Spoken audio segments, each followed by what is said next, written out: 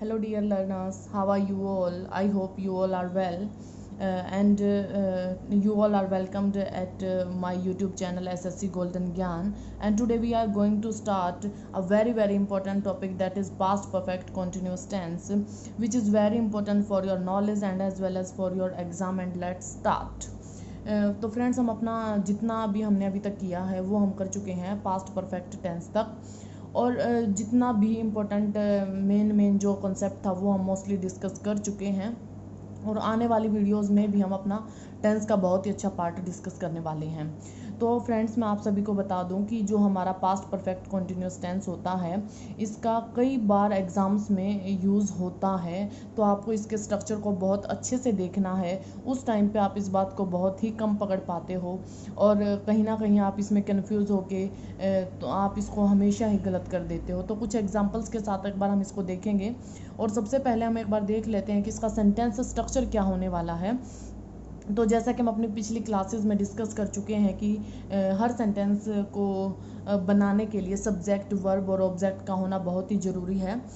तो इसी तरह से जो हमारा पास्ट परफेक्ट कंटिन्यूस टेंस होता है, इसमें हमारा सब्जेक्ट होता है। सब्जेक्ट प्लस यहाँ पे हम जो हेल्पिंग वर्ब यूज़ करने वाले हैं वो हेड रहेगी, plus been plus first form of verb plus ING. इसको हम फोर्थ फॉर्म ऑफ वर्ब से भी कई बार डिनोट करते हैं। तो कंफ्यूज होने की ज़रूरत नहीं है कि वर्ब की फोर्थ फॉर्म कौन सी होती है। जब हम वर्ब की फर्स्ट फॉर्म के साथ आईएनजी लगाते हैं तो उसको वर्ब की फोर्थ फॉर्म में ही कंसिडर किया जाता है। ठीक है। और जो हमारा जो टाइम शोइंग जो हमारे कंजंक्शंस होते हैं वो तो हम यहाँ पे यूज़ करने वाले हैं। फॉर होगा या हमारा सिंस होगा, वो हम अपना अकॉर्डिंग टू टाइम डिसाइड करेंगे कि वो किस तरह के टाइम को वो डिनोट कर रहे हैं। वो टाइम हमारा पॉइंट है या ड्यूरेशन है। तो वो सब बातें हमारी इस पर डिपेंड रहने वाली हैं। और साथ में इसका जो हमारा टाइम होगा वो हम लिखने वाले हैं। तो इन सब बातों पे हम इस टेंस के अंदर डिस्कस करेंगे। और एक बात का आपको ध्यान रखना है कि बहुत सारे वर्ड्स में बहुत सारे जो सेंटेंसेस होते हैं वहाँ पे बीन को लेकर काफ़ी कन्फ्यूज़न रहता है। क्योंकि बीन बी की एक ऐसी वर्ब फॉर्म है जब सब्जेक्ट डूअर ना हो, मीन्स जब हमारा सेंटेंस एक्टिव फॉर्म में ना हो तो भी वहाँ पे बीन का यूज़ कर लिया जाता है। तो कुछ इस तरह से एग्जांपल लेके भी मैं आपको बताऊंगी ताकि आपका ये कन्फ्यूज़न दूर हो जाए कि कहाँ पे ये हमारा हेड के साथ एक जो हेल्पिंग वर्ब का काम कर रहा है और कहाँ पे ये हमारे एक एक्टिव या पैसिव फॉर्म में काम करने वाला है। तो इन सब को आप थोड़ा ध्यान से देखते रहिए और बने रहिए इसी तरह से, और ध्यान से चीज़ों को देखिए और समझिए। चलो कुछ एग्जाम्पल के साथ इन चीज़ों को हम डिस्कस कर लेते हैं।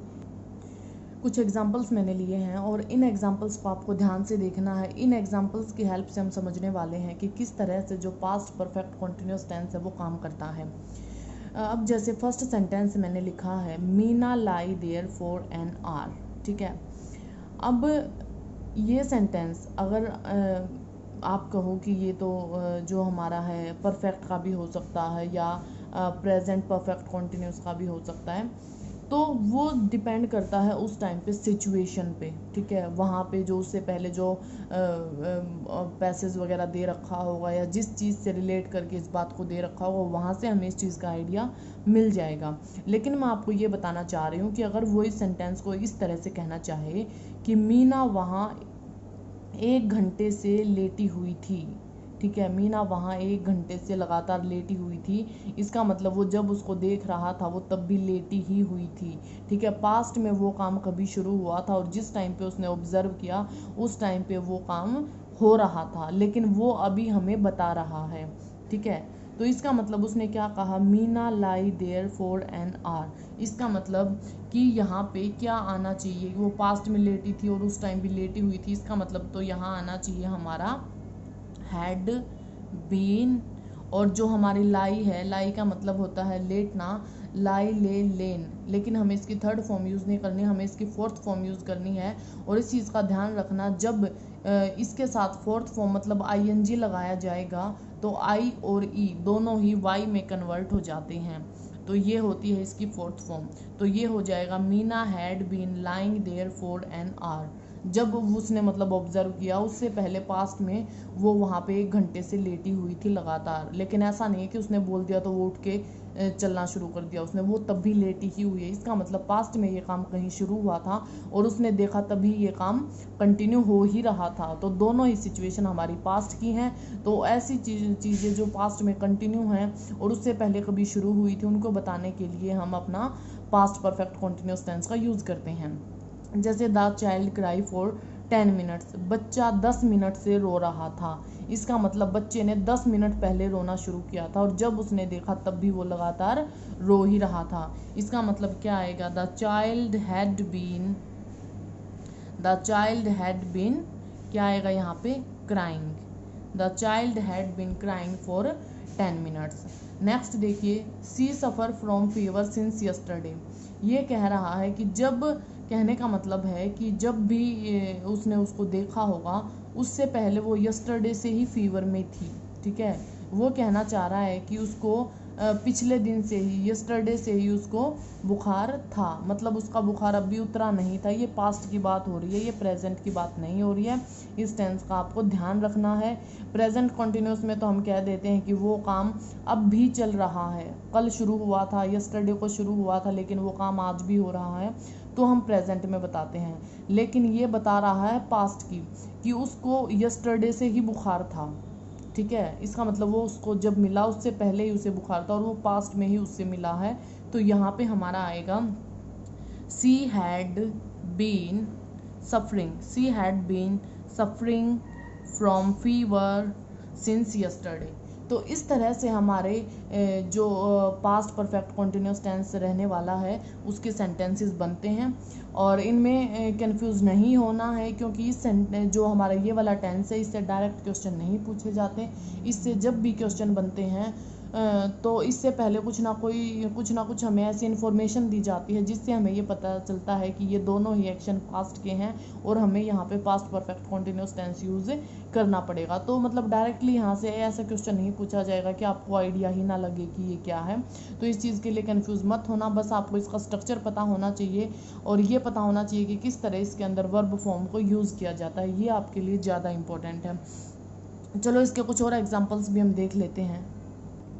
जो हमारा पास्ट परफेक्ट कॉन्टिन्यूस टेंस है, ये हमारे जो पास्ट में एक्शन शुरू हुए हैं और पास्ट में ही कहीं कंटिन्यू दिखाई दे रहे थे, उन एक्शंस के लिए यूज़ होता है।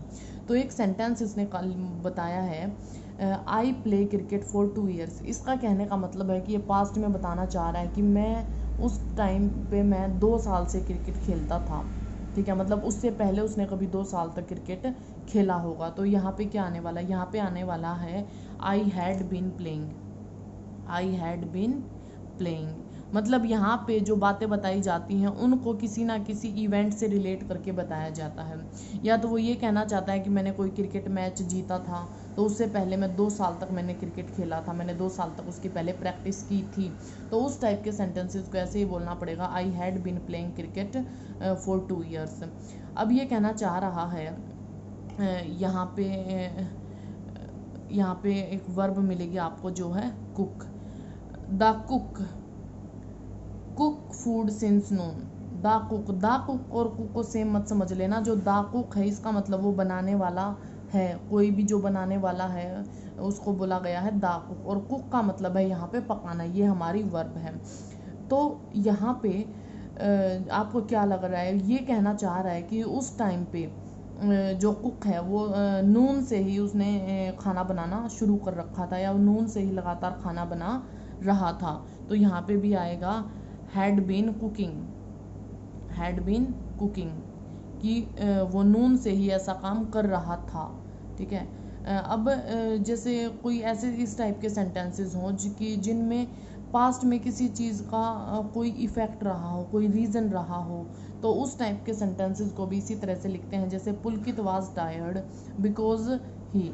पुलकित थका हुआ था, ना कि है। वो उसने कहा पुलकित थका हुआ था, क्योंकि वह दौड़ा था। इसका मतलब इससे पहले ये दौड़ने का काम हुआ था या वह दौड़ रहा था। Both are same thing. हो सकता है वो उस टाइम पे कंटिन्यू दौड़ भी रहा हो। ठीक है, Pulkit was tired because he had been running, क्योंकि वह दौड़ रहा था। मेन सेंस यहाँ इसकी यही आने वाली है, क्योंकि वह दौड़ रहा था। उसने पास्ट में कभी दौड़ना शुरू किया होगा और उस टाइम पे भी वो लगातार दौड़ रहा था। तो उम्मीद करती हूँ फ्रेंड्स आपको ये वीडियो अच्छा लगा होगा, क्योंकि ये वाला जो टेंस है इसको आपको नॉलेज होनी तो बहुत ही ज़रूरी है, ताकि आपको इस टाइप के आपको ये ना रहे कि मैंने आपको ये वाला टेंस नहीं कराया या आपको इसकी नॉलेज नहीं मिली, तो ये किस टाइप से भी सेंटेंस आते होंगे। लेकिन मैं आपको अगर ये बताऊं रियली कि ये वाला जो टेंस है वो बहुत ही कम एग्ज़ाम्स में आता है, और अगर आता भी है तो इसकी फर्दर रेफरेंस आपको मिल जाएगी। कराने का रीज़न ये था कि बाई चांस ऐसा कोई क्वेश्चन आपको आ जाए और आप उस पर स्टिक हो जाओ, आप उसको ना कर पाओ, आप ये सोचो कि मैंने तो आपको ये वाला टेंस कराया ही नहीं है, बताया ही नहीं है, और आपको नहीं पता इसके सेंटेंसेस किस टाइप से बनते हैं, तो उसके लिए मैंने आपको ये करा दिया। अदरवाइज़ इसकी कोई ज़्यादा रिक्वायरमेंट नहीं थी, लेकिन फिर भी अपनी नॉलेज के लिए, अपनी आगे कोई गलती ना हो उससे बचने के लिए थोड़ा सा एफर्ट्स और लगा लोगे वही ज़्यादा अच्छा है। आई होप आपको वीडियोस मेरे अच्छे लग रहे होंगे। अगर अच्छे लगते हैं तो लाइक करना, कमेंट करना, शेयर करना एंड चैनल को सब्सक्राइब करना। आपको टाइम टू टाइम नोटिफिकेशंस मिलते रहेंगे। Thank you friends.